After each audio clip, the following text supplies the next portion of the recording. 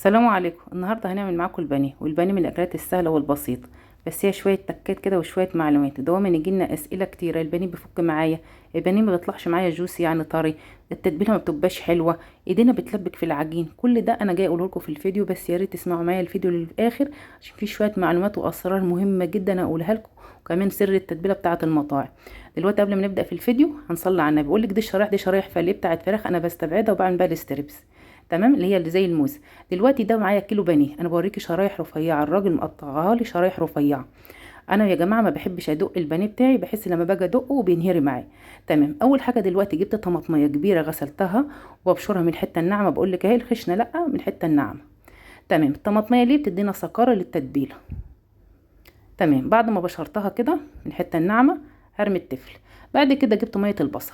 انا يا جماعه جبت بصلايه بشرتها ورميت التفل، بقول لك التفل اهوت، وجيت عصرتها وخدت ميه البصل عصرتها في مصفى. بعد كده حطيت 4 فصوص من الثوم مدقاهم كده، وبعد كده فرمتهم. وبعد كده احط كوبايه لبن، احط قصادها كوبايه دقيق، يبقى كوبايه اللبن قصادها كوبايه دقيق من نفس الكوبايه اللي بعاير بيها. بيضتين 2. التتبيله دي جميله جدا يا جماعه، ما بتخليش الكفر معاكي يفك خالص. هنحط عصره ليمونه. الليمونه ليه؟ بتمنع الزفاره وبتخلي البانيه جميل جدا. معلقه صغيره من الفلفل الاسود، ومعلقه صغيره من البابريكا الحلوه مش الحاميه الحلوه. السر بقى والتتبيله مش بقولكوا عليه بتاعه المطاعم، الملح الصيني اللي هو الملح السعودي ايا كان اسمه، ده فظيع جدا. نحط منه معلقه صغيره، بتخلي التتبيله في حته تانية خالص، بجد جربوها. تمام، هنحط معلقه صغيره من الملح العادي، تمام، ومعلقه ملح صيني صغيره، ومعلقه ملح من اللي هو الملح العادي، معلقه صغيره من الكركم، ومعلقه صغيره من الكاري. ليه الكركم؟ بيدي اللون، والكاري بيدي طعم وبيدي لون. وبعد كده قلبناهم حلو، وهنحط معلقه صغيره من الثوم البودره، ومعلقه صغيره من البصل البودره. قلبناهم حلو مع بعض. شايفين الخليط بتاعي سائل وحلو ازاي؟ مفيش مش تقيل ومكتل، لا ده خفيف وجميل جدا. بعد كده حطينا شرايح البانيه بتاعتي، ان انا مخليه الراجل مقطعها لي رفيعه، ما بخليهاش انا تخينه يا جماعه، وما بحبش ادقها. لو دقيتها بحس ان الفراخ بتتهري معايا. انا بجيب البانيه كده اهوت، وبجيبه وبغسله وانقعه في محلول ملحي، واسيبه نص ساعه في المحلول الملحي، وبعد كده اشطفه واسيبه يتصفى من الميه، وابتدي استخدمه. حطيت شرايح البانيه بقى في كده مع التتبيله دي، وبسيبها بغطيها وبسيبها ساعه في التلاجة. وبعد ساعه يا جماعه بتاخد وتدي في التتبيله، بطلعها وهركنها، وابتدي بقى اعمل لها الكفر. اهم حاجه الكفر بقى، ركزوا معايا. هحط كوبايتين من البقسماط الناعم، يعني ربع كيلو من البقسماط الناعم، وهحط نص كوبايه من البقسماط الخشن. لو عندك كورن فليكس حطي، ما توقفيش. انا حطيت نص كوبايه من من البقسماط الخشن اللي هو لونه ذهبي ده وحلو، وبقلبهم مع بعض. يبقى ربع كيلو من البقسماط الناعم، يعني كوبايتين من البقسماط الناعم، الكوبايه اللي أنا قلت لك عليها. وهنحط نص كوبايه من الكورن فليكس او البقسماط الخشن اللي أنا قلت لك عليه. معلقه صغيره من الفلفل الاسود، ومعلقه صغيره من الملح، ومعلقه صغيره من الكركم، ومعلقه صغيره من الكاري، ومعلقه صغيره من الثوم البودره. وبعد كده احط معلقه صغيره من البصل البودره. نفس التتبيله اللي احنا حطيناها مع البانيه هنحطها في الكفر. بقول لك ده بصل بودره. هنقلبهم كلهم مع بعض. بقول لك بالكوبايه دي بتعيري بها البقسماط، وتعيري بها البقسماط كمان الخشن. بقول لك نص كوبايه من البقسماط الخشن. تمام، ما تقفيش على حاجه، هكتب لك المقادير في صندوق الوصف.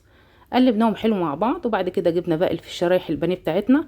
خدي بالك انا مش هحط ايدي خالص، بالشوكه كده، وبطلع الشرايح كده بالراحه وبصفيها، وابتدي احط الكفر بتاعي زي ما انت شايفه كده بالشوكه، واضغط عليه عشان الكفر بتاعي يمسك في شرايح البانيه. عايزه اقول لك لو التتبيله دي فاضت معاكي عادي، بتحطيها في الفريزر عادي في طبق، وساعه الاستخدام بتفكها وتحطها ممكن في الكفر، او ممكن تعملها في الكفر وتعينها في اطباق وتعينها ساعه الاستخدام. تمام، يعني ساعه ما تيجي تقليها تطلعيها. بعد كده جبت شرايح البانيه، ابتدي بقى احطها بقى، احط عليها برضو. شوفها ايدي، بقول لك ايدي نظيفه اهي، ما حطيتش ايدي خالص، ما حطيتش ايدي خالص. واديني بحط الشوكه وبحط الكفر كده بالراحه اهوت. واديني اهوت بضغط كده، بضغط بالشوكه على الكفر كده بالراحه عشان يمسك عادي، مفيش اي حاجه. عايزه اقول لك بقى انا الطبق ده طلع صغير، انا حطيت في الطبق الكبير اللي انت شايفاه ده، عشان لو حطيتهم في الطبق الصغير ده فوق بعض هيعرقوا ويفك معاك الكفر، فاحسن انك انت بتفرديهم في طبق كبير. تمام، في الوقت ده جبت طاسه، حطيتها على عين المتوسطه، ركزي معايا العين المتوسطه، وعليت النار عادي، وهحط الزيت بتاعي. ده زيت انا بجيبه 3 ريت وبستخدمه. بعد كده بقى بحط بقى انا اتعلمت حاجه كده، كانت والدتي معلمها لي، احط حته من البانيه كده اختبر بها الزيت. لقيته بيطفى من على الوش كده، يعني الزيت بيغلي من حواليه، وبقى كده الزيت بتاعي سخن. اول ما الزيت سخن نزلت بالبانيه بتاعي على قد الطاسه بتاعتي، حطيت 3 شرايح. تمام. وعلى ايه النار بتاعتي عاليه، والنار ايه اللي هي الوسط. لو هتحط على النار الكبيره ايه هتهدي النار اللي خلاها على نار وسط. تمام. لو النار النار اللي هي العين الكبيره هتهديها على نار ايه متوسطه، لكن احنا حاطينها على العين ايه اللي هي المتوسطه، والنار بتاعتنا عاليه عادي. تمام. وخدت معايا 4 دقايق، من 4 دقايق ل7 دقايق. اول ما خدت اللون طلعتها من ناحيتين. طبعا لو الزيت، انا بحط الزيت يا جماعه على القد عشان ايه الزيت ما يفضلش منه. لو انت محتاجه زيت تاني ممكن تزودي. بقول لك النار عندي عاليه اهي، ما هديتش عليها. تمام. في الوقت ده اهو خدت اللون وبطلعها. سامعين الصوت الكفر جميل ازاي مقرمش من بره. دلوقتي بقى انا عايزه اعمله بالطريقه الصحيه. الطريقه الصحيه، جبت الصينيه بتاعتي دهنتها زيت بالفرشه كده، ورحت جايبه ايه شرايح البانيه بتاعتي ورحت دهنها من على الوش، عشان انا عندي ناس بياكلوا بانيه صحي. جميل جدا يا جماعه، ما بيختلفش. احنا هنقارن بين البانيه الصحي والبانيه اللي هو في الزيت. طبعا بعد ما دهنته من فوق ومن تحت حلو بالزيت، حطيته تحت الشوايه، يعني قريبه كده للشوايه، اقل منها بدرجه كده ايه تحت الشوايه كده بالظبط. تمام.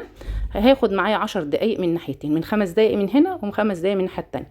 طبعا خد 5 دقايق ايه من الناحيه الاولى، وخد اللون معايا، قلبته طلعته قلبته وهرجعه تاني. شايفين اللون؟ طبعا هو زاد معايا في اللون هنا اهوت، عشان احنا مش حاطين له زيت، احنا عاملينه صحي دايت يا دوبك دهنينه. سامعين بقى؟ هوريكم صوت ايه الحرفشه بتاعته. سامعين الحرفشه؟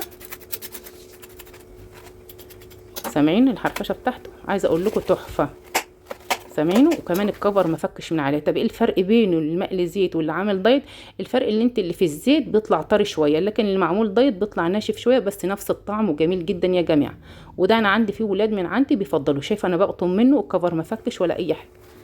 تمام. دلوقتي جينا بقى اللي احنا قايلينه في الزيت. طبعا شايفين لونه؟ عايزه اقول لك ان ده قعد معايا بالساعه والساعتين وما طراش ولا اي حاجه، نفس ايه القوام، نفس القرمشه، والكفر ماسك فيه ما فكش خالص. شايفه القوام؟ انا عماله اقلب لك فيه يمين وشمال. شايفه؟ بالله عليك لو لسه بتسمعي الفيديو ما تنسيش تعملي لايك عشان نرفع معايا. تمام.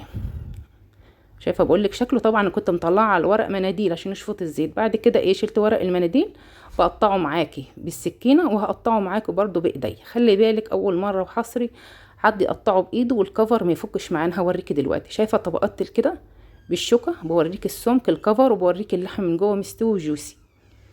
كمان هقطعه بايدي والكفر مش هيفك معايا. شايفه؟ بقول لك اللحم طري وابيض والطبقات زهره، والكفر لونه من ورا ومن قدام من ناحيتين.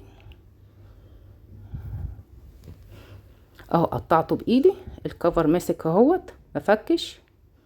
بجد تحفه يا جماعه، يا ريت تجربوه. هقطعه معاكم بالسكينه. انا كده شايفه اقطعه معاكم بالسكينه اهوت. انا كده يا جماعه خلصت الفيديو بتاعي. ما تنسوش تعملوا لايك وشير واشتراك في القناه، وتقولوا رايكم ايه في البانيه. الف هنا وصحه. سلام.